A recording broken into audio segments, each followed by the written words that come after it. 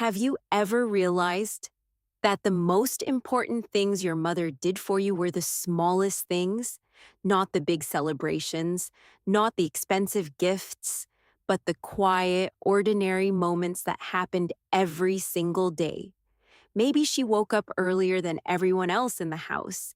Maybe she made breakfast while the world outside was still dark and quiet. Maybe she packed your lunch and slipped a small note inside your bag. At the time, it probably didn't feel important. Maybe you didn't even read the note. Maybe you were too busy growing up, too busy thinking about school, friends, and your own future. But years later, something strange happens. You remember those small things: a glass of warm milk left outside your door, a light in the kitchen that stayed on late at night because someone was waiting for you to come home, a quiet voice saying, "You'll be okay."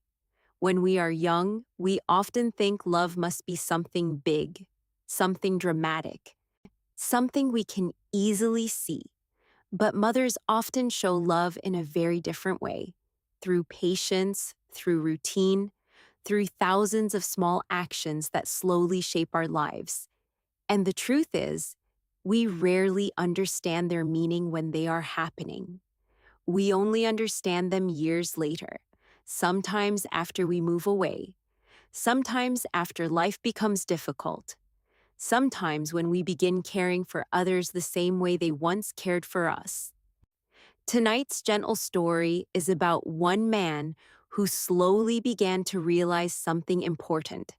For years, he believed his childhood had been ordinary, just a small house, a simple life, a mother doing the same little things every day.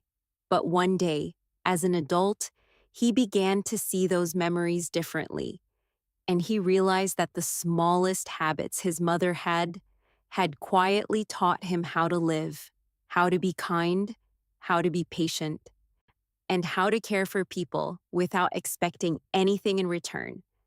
So before we begin this story, take a moment to think about someone in your life, someone who may have done small things for you every day, things you may not have noticed at the time.